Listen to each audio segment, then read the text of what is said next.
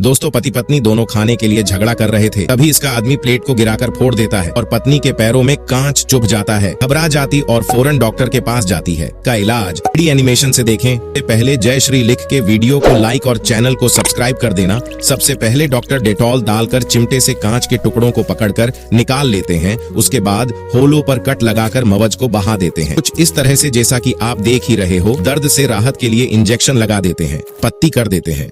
कुछ देर बाद लड़की ठीक हो जाती।